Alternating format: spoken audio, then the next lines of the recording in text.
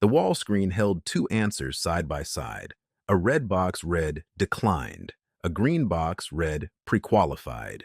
Every financial field matched except one. Same income, same debt, same mother. Only the zip code changed. 6 days earlier, Finch looked at a smaller screen. Mom, it says 300. That's the whole thing.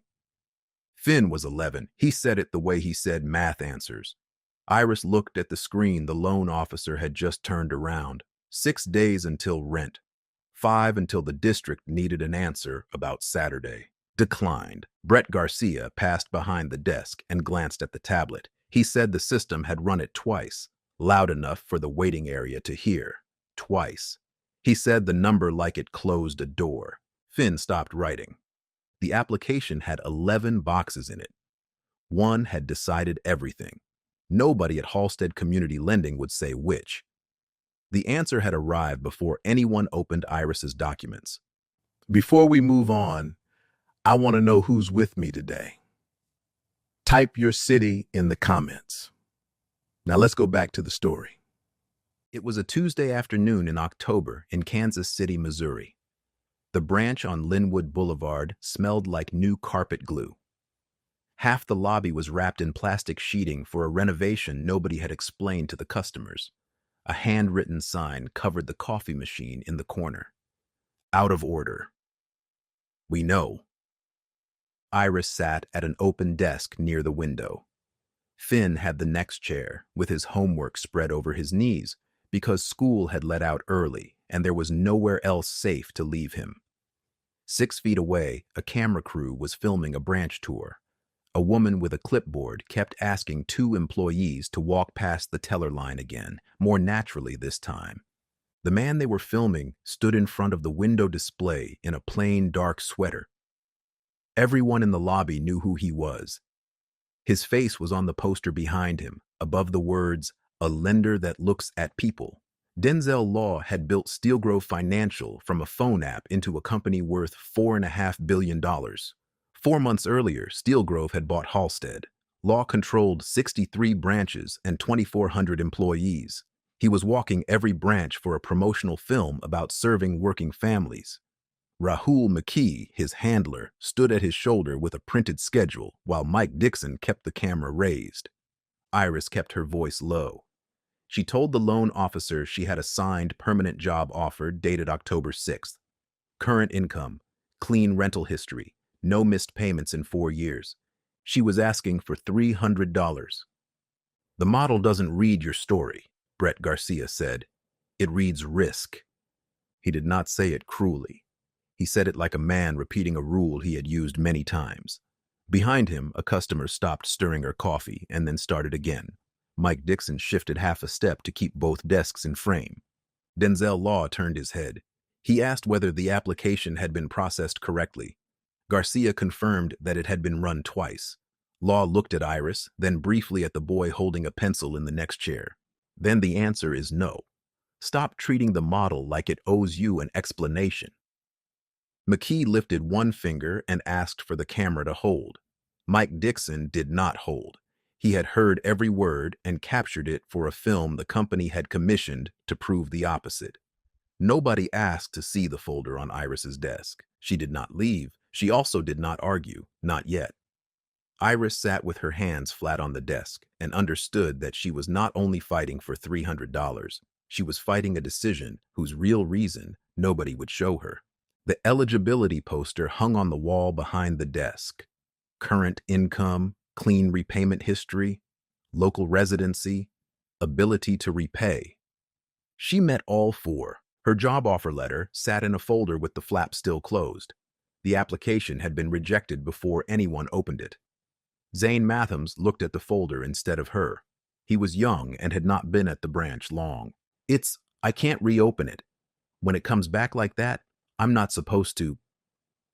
He began 3 sentences and completed none of them. Finn watched the screen with his pencil resting along the seam of his notebook. Then he pressed his eraser against the page and left it there. His next question came quietly. If they say yes, do I still start Saturday? Iris did not answer right away. The $300 was not a plan.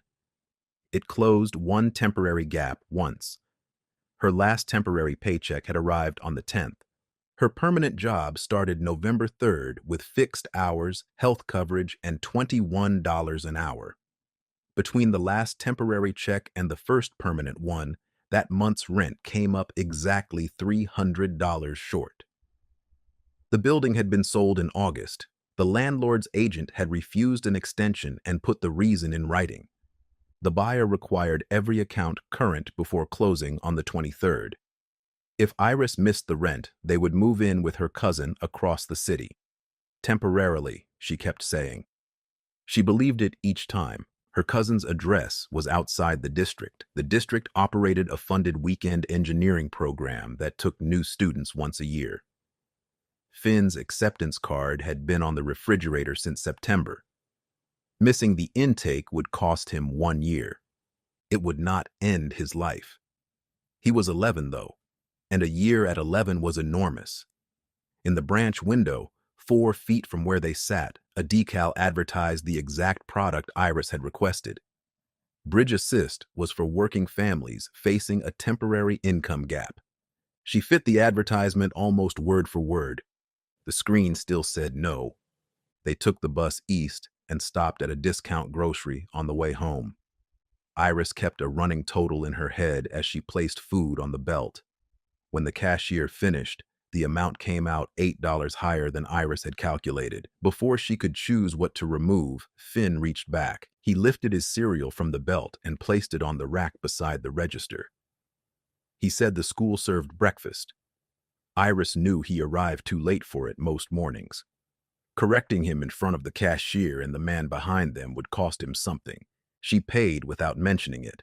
She took the receipt and folded it into her coat pocket. The canceled cereal remained visible near the bottom, a small line beneath everything they had kept. She did not throw it away. On the bus, Finn held his backpack on his lap. A permission form stuck out from the front pocket, folded into quarters.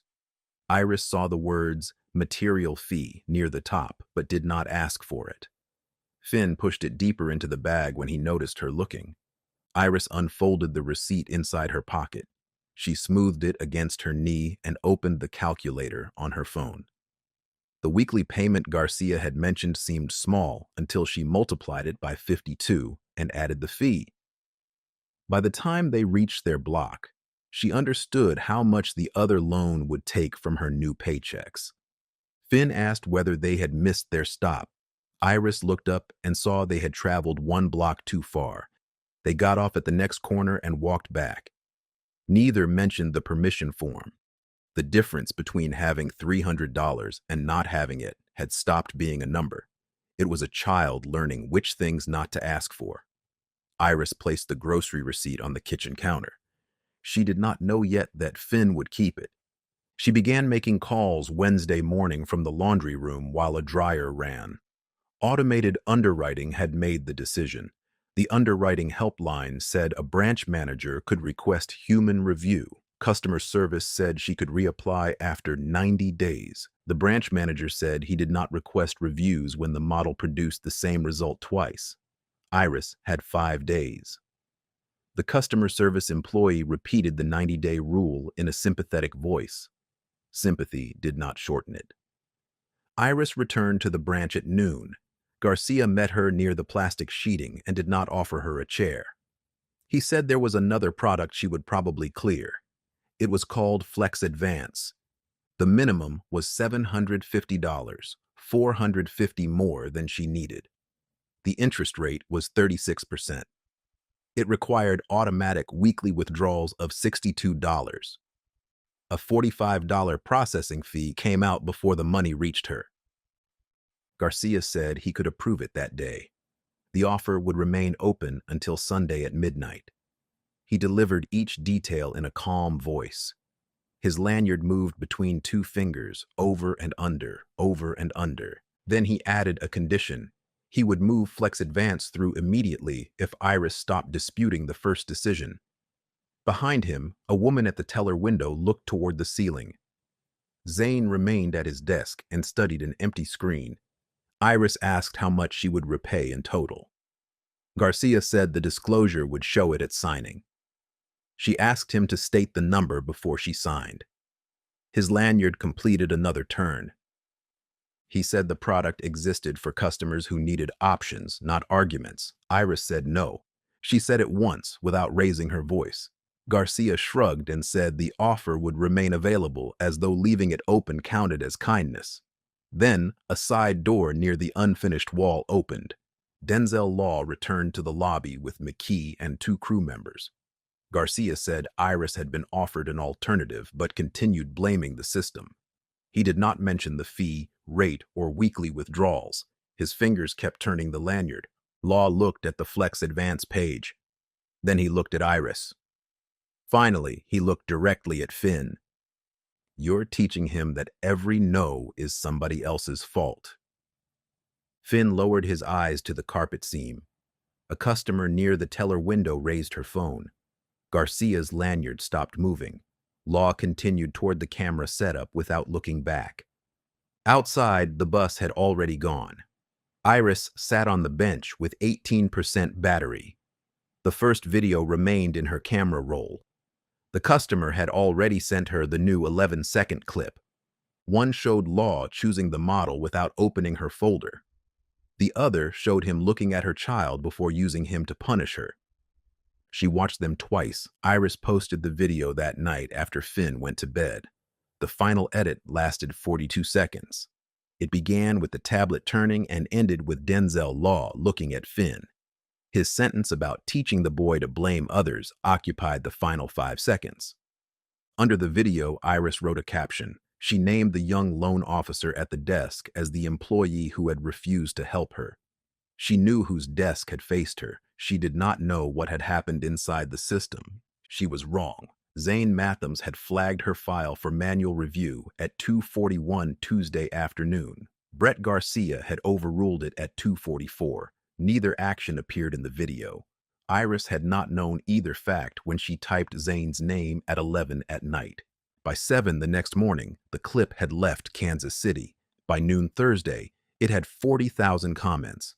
Most focused on Denzel Law's sentence to Finn. Enough focused on Zane to change his life. People typed Zane's name into search bars. They found his profile, an old college team photograph, and the neighborhood where he had grown up.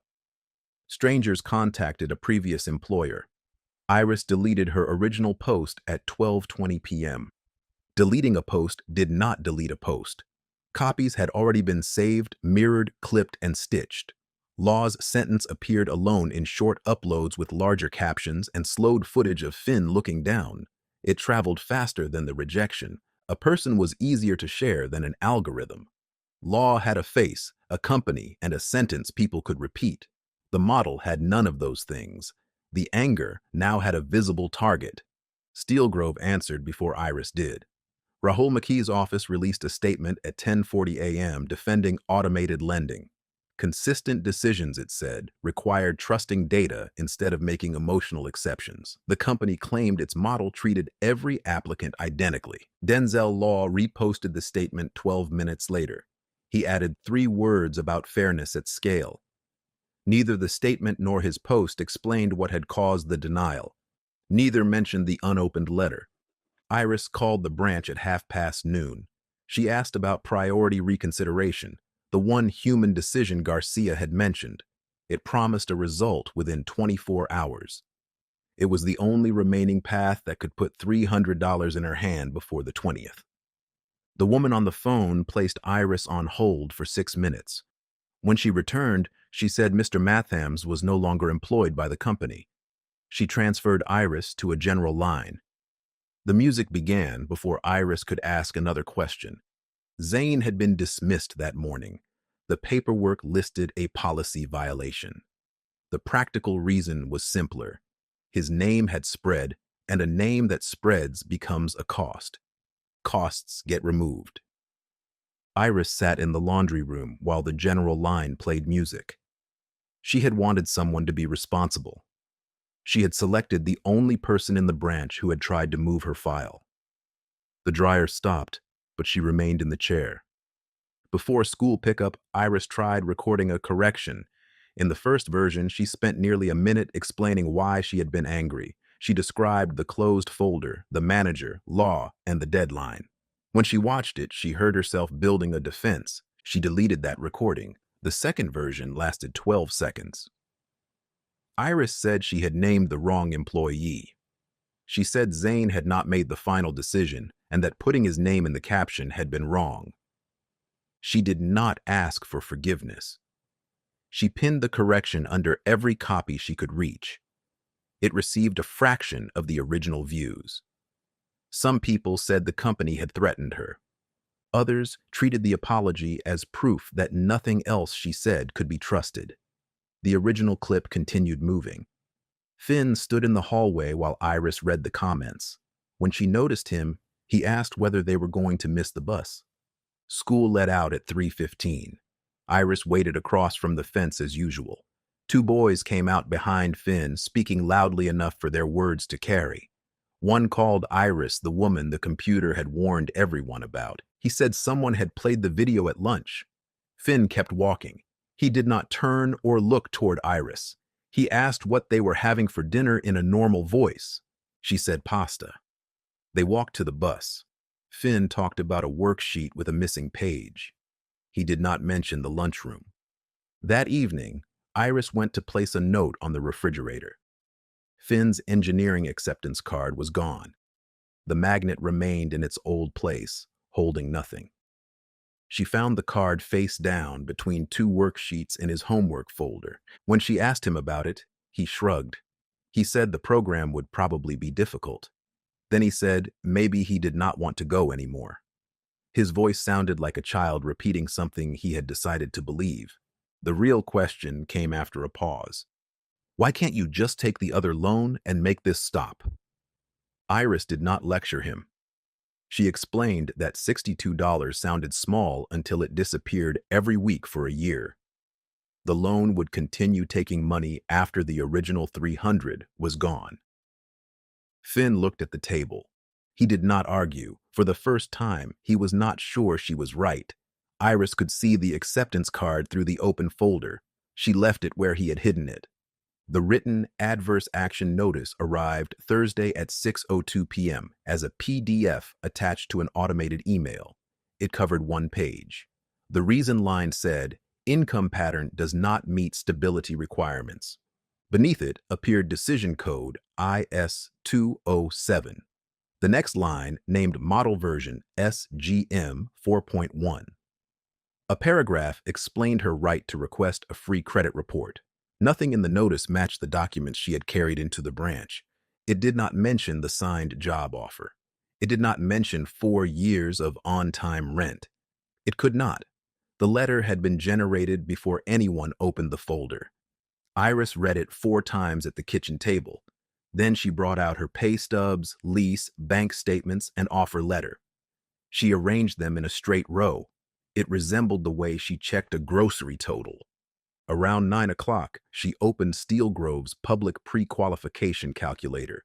The company advertised it as a transparent way for families to check eligibility before applying. The form took about 90 seconds. Iris entered the information from her documents. Real income, real expenses, real employment history, $300. Her real zip code, 64127. Not eligible. She started again. The income remained the same. The expenses, employment history, debt, and requested amount also remained unchanged. She altered only the zip code. She entered 64133, the district 2 miles east, likely eligible. Iris sat still. The refrigerator hummed behind her and then shut off. The 2 result pages looked almost identical. Only the zip field and the color of the answer changed. She entered her real zip again. The red result returned. She changed it back to 64133. The green result appeared. Iris completed the form a 3rd time slowly. Before submitting it, she read every field aloud. She wanted to be sure she had not corrected something else without noticing. Nothing else changed. She opened both results beside each other. On the left, the screen displayed a red answer beneath 64,127. On the right, it displayed a green answer beneath 64,133. Above them, income, rent, debt, employer, and requested amount matched line for line. Only one field was different.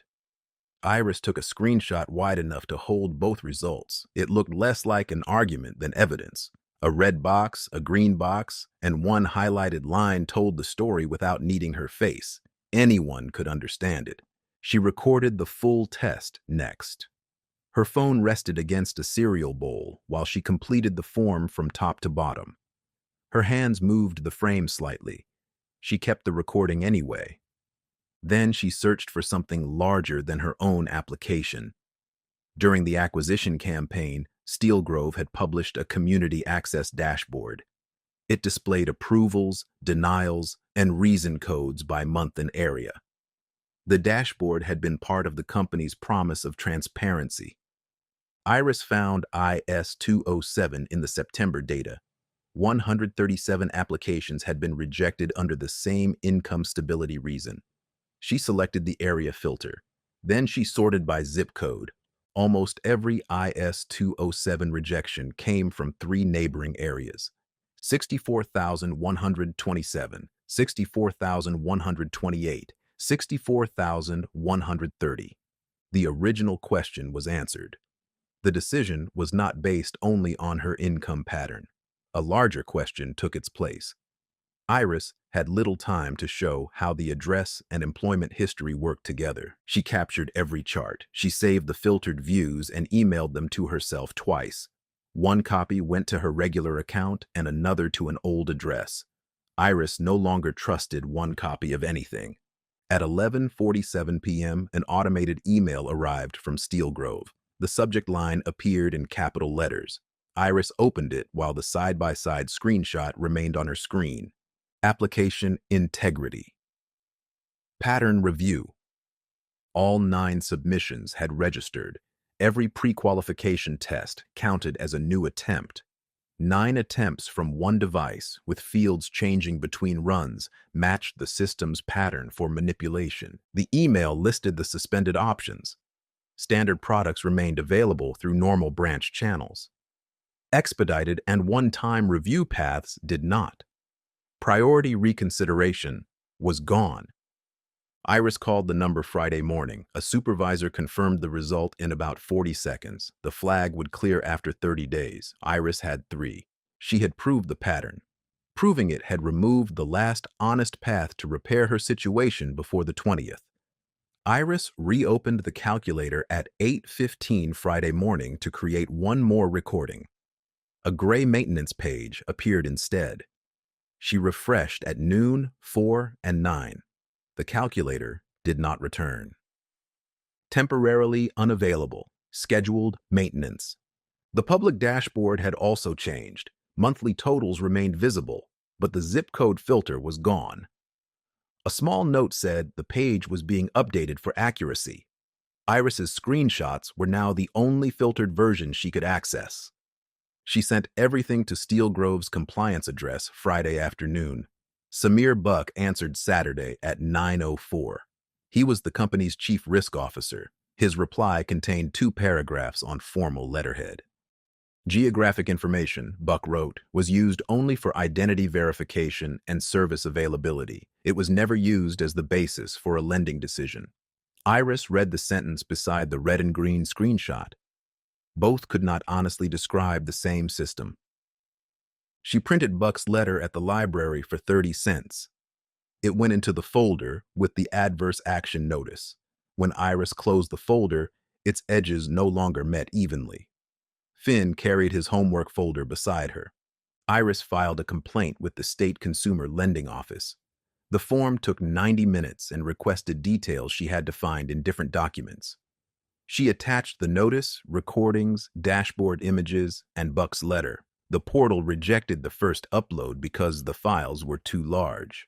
The library computer gave her 11 minutes before ending the session. Iris compressed the recordings and renamed each image by date and time. One attachment disappeared after the page refreshed. She added it again. The final box asked what resolution she wanted. Iris first typed that she needed $300 before Friday. She stared at the sentence and deleted it. The amount remained urgent. but the problem had grown. She requested human review, a complete explanation, removal of the integrity flag, and preservation of all model records connected to IS-207. The timer reached 2 minutes. Iris checked the file names and pressed submit. She photographed the loading page in case the session ended. A confirmation email arrived with case number HLC-24-11908. The message included an estimated review window. Iris read the number twice because she thought she had misunderstood it. It did not change. 90 to 120 days. Rent was due in 4. Being right on a slow enough timeline was the same as losing. Iris placed the receipt in her folder even though it could not help her before Friday. The complaint still changed how Steelgrove behaved. Legal now knew an outside record existed. The company's urgency stopped being about pride and became about control. Public statements became shorter. Staff stopped answering direct questions. Denzel Law recorded a 90-second response Sunday afternoon. He said automated lending prevented favoritism and applied the same standard to every applicant. One angry customer, he added, could not be allowed to reverse engineer a protected system through social media. He never used Iris's name. He did not need to. News pages placed his statement beside the clip of him looking at Finn. His sentence about teaching the boy to blame others remained the line people repeated.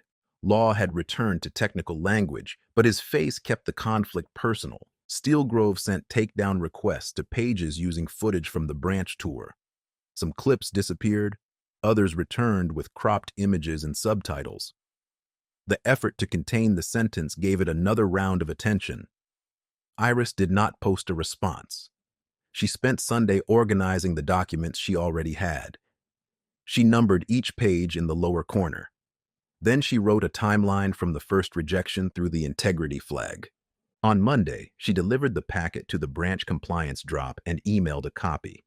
It contained the IS-207 notice, model version SGM 4.1, 2 recordings, 9 timestamp submissions, and the dashboard capture. It also included Buck's statement that geography never influenced decisions. Buck responded in 6 hours. He wrote that the public calculator was a marketing estimate and did not reproduce full underwriting. It used a simplified set of factors. Results from it proved nothing about an actual decision. Iris pulled her full credit reports from all 3 bureaus. The adverse action notice had explained that she could request them without charge. She printed the reports and returned to the kitchen table. They covered more pages than expected. On one side, she placed the reports. On the other, she placed the eligibility criteria copied from her photograph of the branch poster. She went through each requirement with a pen. Current income was documented. Her history showed no late payments in 36 months. She had lived locally for 11 years. Her debt-to-income ratio was 19%. Every published condition cleared. Iris reduced the comparison to 1 page so it would fit on a screen. Buck's next reply used 9 words to avoid the question. Final decisions included proprietary factors the company did not publish. He declined to identify them. Finn came into the kitchen with half of his math unfinished. 2 problems contained the same mistake. Iris showed him where the numbers changed, and he erased both answers. He completed them beside the evidence folder. Neither mentioned Saturday. It was 3 days away and felt like a schedule for another family. When Finn finished, he placed the pencil across the folder without noticing. Iris left it there. Zane Mathams called Wednesday at 7:40 in the morning. He did not call to help. He wanted to know why Iris had used his name. His controlled voice made the question harder. Iris did not explain her anger. She did not mention the deadline, the closed folder, or Law's sentence to Finn. Those facts did not change what she had done. She apologized without adding a defense. She said she had been wrong about who made the decision. She offered to post another correction and leave it visible. Zane said a correction would not get him hired anywhere. He said it as a fact, not an attack. Silence followed. Iris could hear a car signal clicking on his end. She waited without asking for anything. After several seconds, the signal stopped.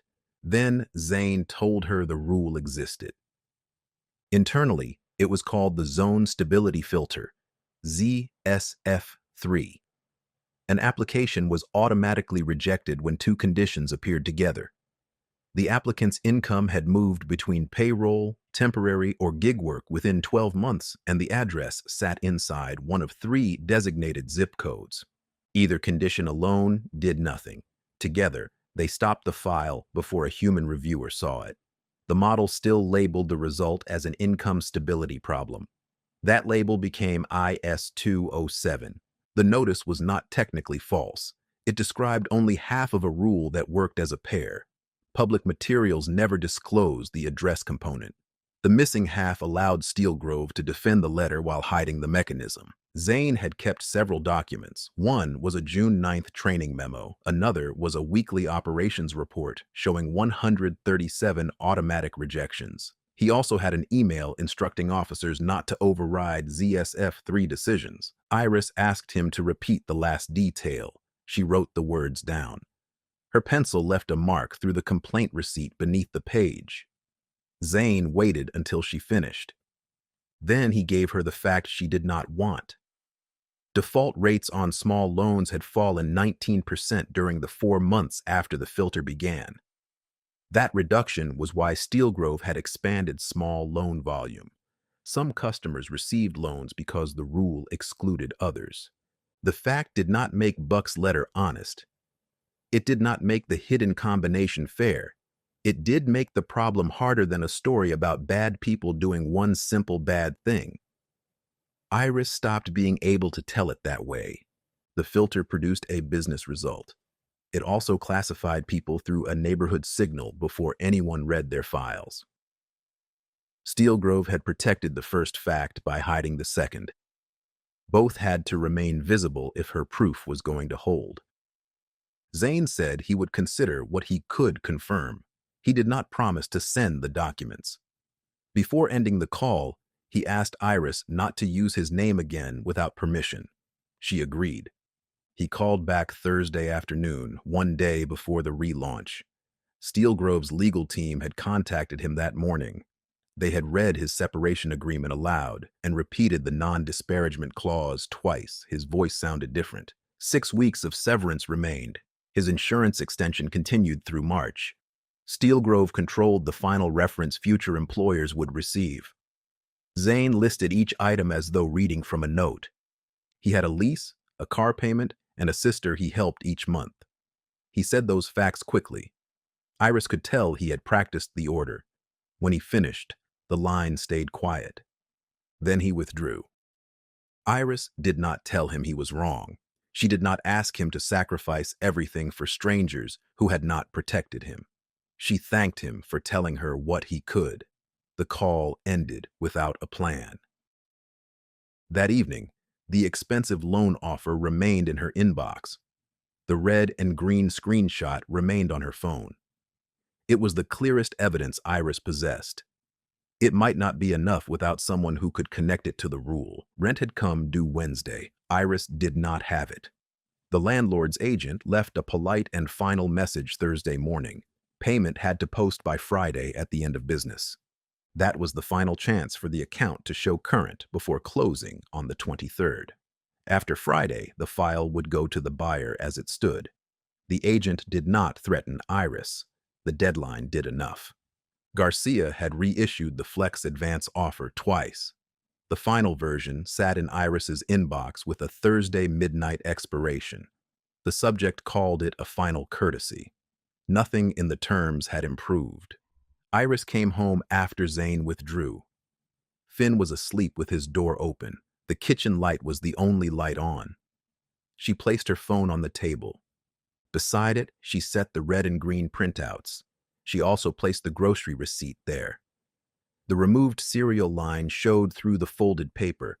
The customer service line played through the phone's speaker. Iris had been on hold for 19 minutes. A recorded voice told her that her call was important. The sentence ended, then began again. "It isn't," Iris said. She opened the Flex Advance form. $750. 36% interest, $62 taken every week for 12 months. The processing fee removed $45 before she received anything. Iris read the total repayment amount twice. She stopped converting the number into groceries and bus passes. She continued to the last page. The confirmation button stayed gray until she checked the final box. Text beneath it promised funds in 1 business day. The loan could preserve the address. It could also reach her new paychecks before she did. She did not press it. Iris turned the phone face down. The air conditioner clicked on. Its compressor filled the kitchen with enough sound to cover someone trying not to make any. She kept both hands on the table. Finn appeared in the doorway in his socks. He crossed the kitchen and placed one hand on the back of the phone. He left it there.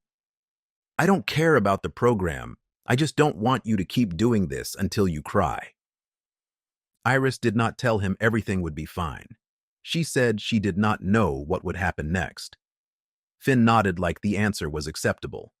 Then he apologized for asking her to take the other loan. He went to his room and returned with the engineering acceptance card. He placed it face up between the two printouts. One page said no.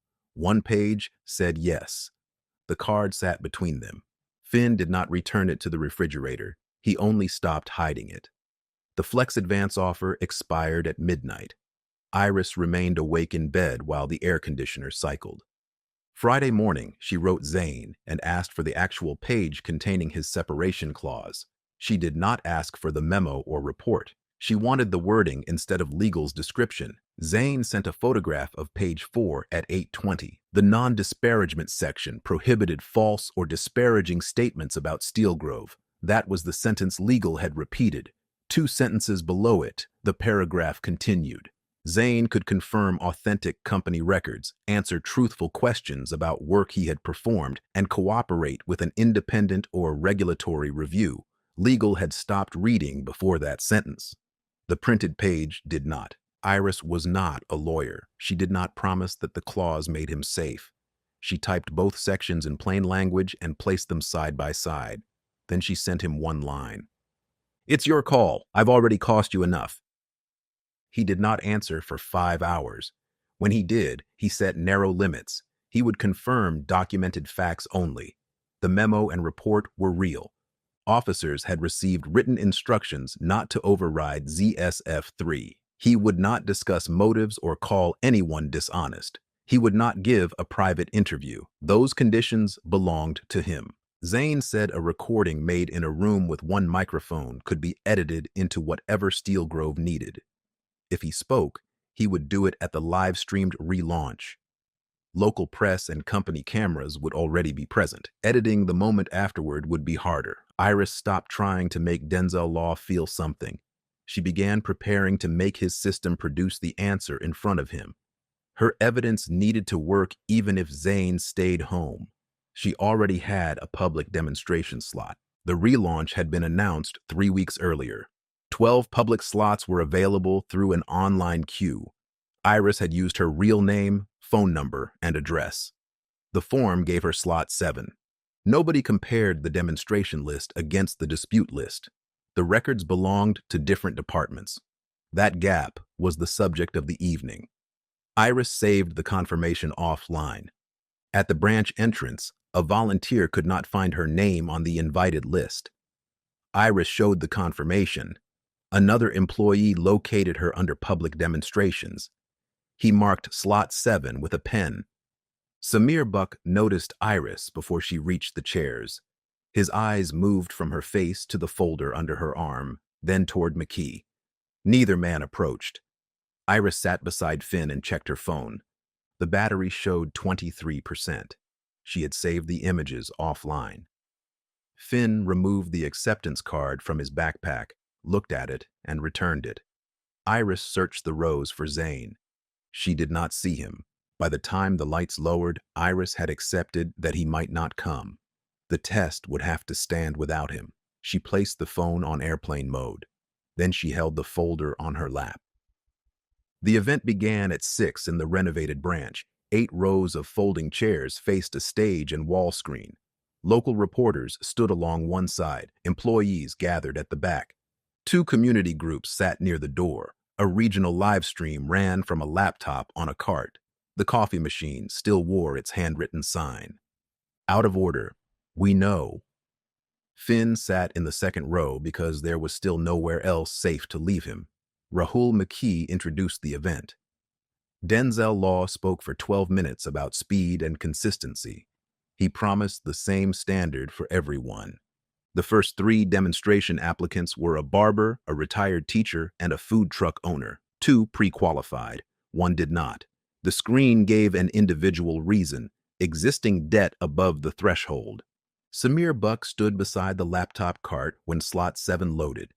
He saw Iris's name. By then, she was already on the stage steps with the tablet.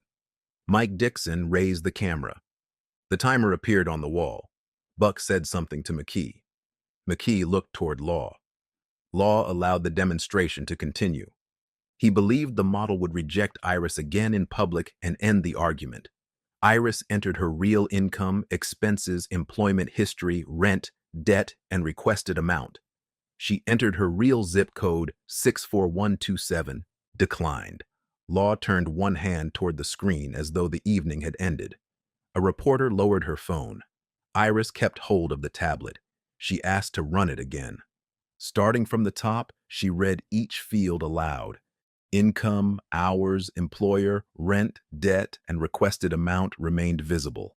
Every number stayed unchanged. Then she replaced 64127 with 64133. The loading circle turned once, pre-qualified. The results remained side by side.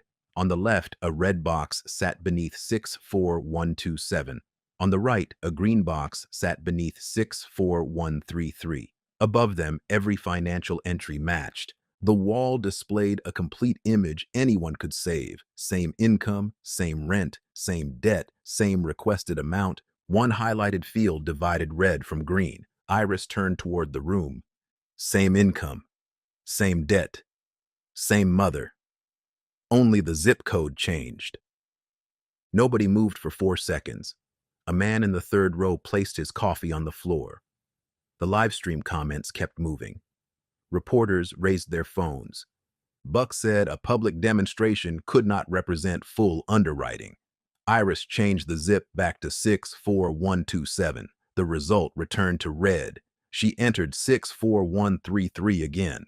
The result returned to green. She repeated the switch once more without speaking. The wall did the explaining. Then Zane Mathams stood in row 6. Iris had not seen him enter. He gave his name and former title. He confirmed that ZSF3 did what the screen had shown. Then he held up the June training memo and weekly report. He confirmed that both were authentic. He confirmed that officers had been told not to override the filter. Then he sat down. He did not give a speech or discuss his firing. 2 security employees moved up the side aisle. Brett Garcia reached the stage first. He told Iris she was embarrassing herself and teaching her son to blame the system. His voice was low, but not low enough. Finn heard him. This time, he did not lower his eyes. He opened his backpack and removed the acceptance card. Holding it in both hands, he watched Iris continue.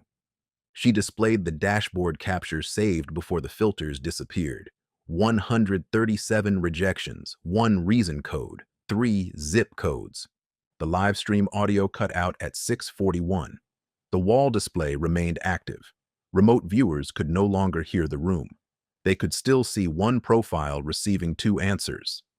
Buck said geographic stability was one part of a larger model. Iris opened his letter from 4 days earlier. She placed it beside the dashboard image. She read the line stating that geography was used only for verification and never for lending decisions. Then she left the written statement on screen beside what Buck had just said. The contradiction needed no interpretation. Her final slide contained one question. If my credit never changed, why did moving 2 miles on your screen turn no into yes? Denzel Law stood. He did not tell a personal story. He said he had approved the filter during the acquisition. Cutting human review made small loans fast enough to remain profitable. Without it, he said, the branch might have stopped offering them. The rule was intended to measure instability, not neighborhoods. Then he admitted he had heard Iris's first rejection from 10 feet away. He had trusted the model without opening her folder. Intent isn't what your screen measured, Iris said. Law looked at the red and green results. He looked toward the memo and the reporters. The live stream comment feed still moved. Nobody needed his permission to understand what had happened. He suspended the filter. Iris had already proved it before he moved. The relaunch stopped at 6:52.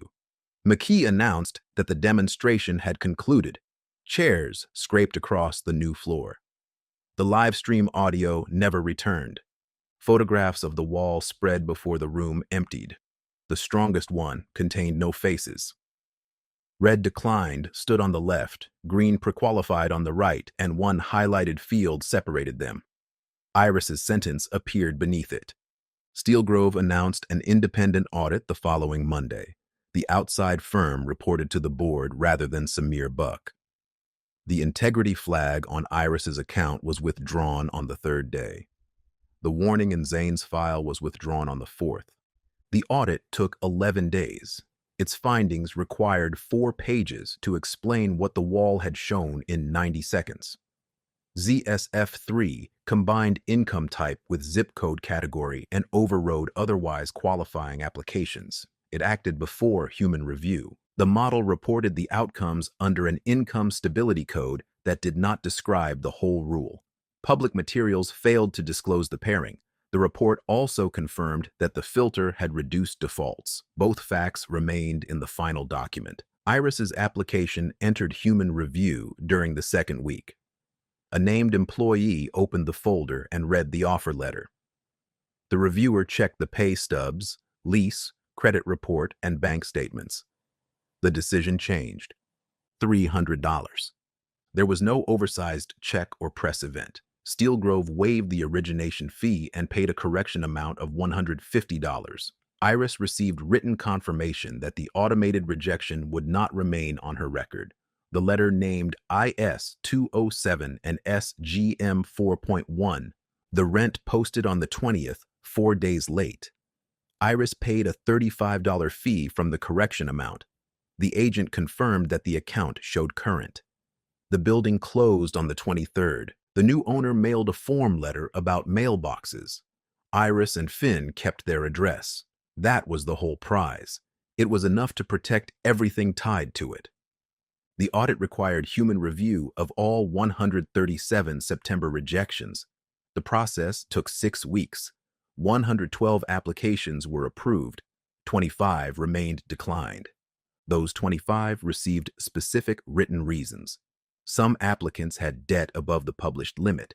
Others had income that could not be verified.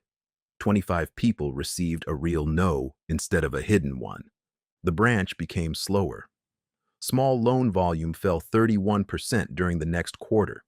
Manual review required paid hours, and Steelgrove funded only a limited number. Applications that once cleared in an afternoon began taking 8 days. Some families returned twice and then stopped coming. The audit included the cost in a paragraph near the back. It said the slowdown was real and should be measured rather than hidden. Transparent review did not remove every trade-off. The report also said named human decisions protected responsible lenders and applicants. A documented reason could be defended, corrected, and audited. An invisible combined rule could not. Legitimate review required speed and accountability. 3 weeks after the reviews began, Iris received a message from an unknown number. The sender identified herself only as a mother from 64128. She had been one of the 112 approvals. The message contained 2 lines. They reviewed mine. I got the car repaired and made it to work Monday. Thank you for making them read the file. Iris read it twice. She did not post it or send it to a reporter. She saved a screenshot in the folder with the audit. It was the only result that felt clean. Zane Mathams was not reinstated. He received a settlement and a neutral reference. In January, he accepted a position in Wichita and moved. His old profiles disappeared. Nothing restored the 11 weeks when his name had been a joke in a comment section. Iris wrote once more in February. She said she hoped the new position was better. She repeated that she remained sorry. Zayn did not answer.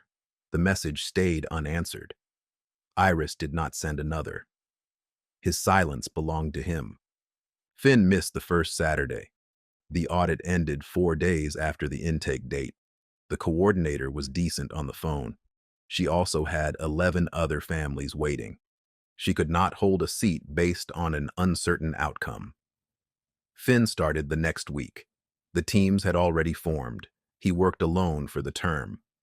On his first Saturday, the coordinator met them at the cafeteria door with a box of unused parts. Folded cards displayed the team's names. Their sketches covered the tables. 2 groups were already debating which bridge required fewer sticks. Finn received a seat at the end of a table. His budget sheet held only his name. He said that was fine before anyone asked. While the teams divided their work, he counted every piece twice. He wrote the price of each item on the budget page. Iris watched until he stopped looking toward her. Then she left. The coordinator closed the door behind her. At pickup, Iris asked how the session had gone. Finn said it was fine. He showed her a page of numbers rather than the bridge sketch.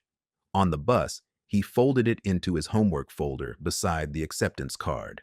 The following week, the coordinator offered to place him with a team that had lost a member. Finn considered it. Then he said he had already started his own plan. It was not easier, but it was his. Steelgrove emailed Iris in December about a community advisory board. The role was unpaid and ceremonial. Her name would appear in the announcement. The company described the offer as a partnership. Iris read it on the bus and did not reply. She did not reject it publicly. After 2 follow-ups, Steelgrove stopped asking. The unanswered email remained in her inbox. What Iris requested instead was her complete customer file. She asked for every code, model version, note, and timestamp created before anyone opened her documents. Legal took 9 days to decide she could receive it. The file arrived in a manila envelope. It contained 41 pages. The timestamps ran down to the second. One page showed Zayn's 241 flag and Garcia's 244 override. A note field contained 3 words Iris had never seen. Applicant persistence elevated. Another field showed that her narrative documentation remained unopened. The phrase made her job offer sound like a story the system had chosen not to hear. Iris read every page twice. She placed the documents in a folder and kept them. She could not explain why she needed to possess the file. The system had once described her without letting her see the description, keeping it corrected only that small part. Brett Garcia was not fired on stage.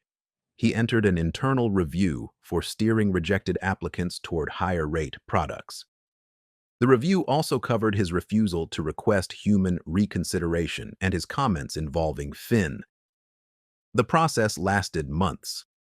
Iris never learned the final employment decision. Garcia's lanyard did not appear in later branch videos. His photograph disappeared from the staff page. No announcement explained why. The engineering open house occurred 6 weeks into the term. Parents walked between tables in the school cafeteria. Students stood behind bridges made from small wooden pieces. Finn's project held 11 pounds. It also came in $1.10 under budget. A cost sheet was taped to the front. Another student read it and asked how Finn already understood budgeting. Finn did not answer that question. He began explaining the truss shape instead. The other student listened and moved on. Finn remained beside the bridge. Iris watched from across the table. That night, Finn opened his homework folder. He removed the acceptance card and returned it to the refrigerator. He used the same magnet and placed it where it had been in September. The card sat level against the white door. Then he unfolded the grocery receipt. He taped it beside the card. The removed serial line remained visible near the bottom. Together, the 2 objects formed an image that needed no caption. One showed what he had been accepted into. The other showed what he had removed from the belt. Finn said nothing. Iris did not ask. Neither ever took them down. 3 company rules changed, and all 3 were published. First, every affected application received human review. Documented fees were refunded. Corrections were added where needed. Second, no small emergency loan could receive a final automated rejection. A named employee had to review the file and sign the reason. Steelgrove publicly estimated the cost because the audit required it. The company did not pretend the change was free. Third, the public dashboard returned. The zip filters came back. The page now listed each factor used to evaluate applicants in plain language. The hidden combined rule did not return. Iris checked the dashboard once in March. The filters remained visible. The explanatory list was still there. She closed the page and did not open it again. The day she signed for the $300, she returned to the same branch. The renovation was complete. The chairs were the same. The coffee machine still carried its handwritten sign. Out of order, we know. Iris sat in the same seat she had occupied that Tuesday in October. Finn took the chair beside her because school had released early again. This time he was not doing homework. He was reading the schedule for his first project. His finger moved down the list of build days. The acceptance card was no longer hidden. The grocery receipt waited beside it on the refrigerator at home. Neither object had disappeared. The screen on the desk faced Iris. Human review complete, approved. Under the result sat the amount, $300. Iris had been right. Proving it had cost Zane his job, cost Finn his first Saturday, and slowed the branch for families who never knew her name. Those costs did not vanish when the result changed.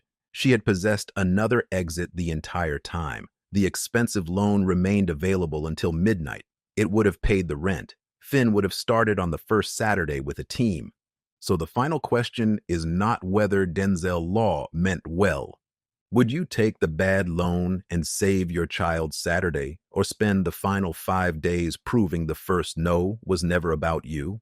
Say which choice you would make and say what you would be willing to lose for it. Then consider one more thing. Should an automated denial ever become final before a named person has read the file and signed the reason? One changed line made them read her. Comment your thoughts and subscribe to Malrick Coleman for more hard-earned justice.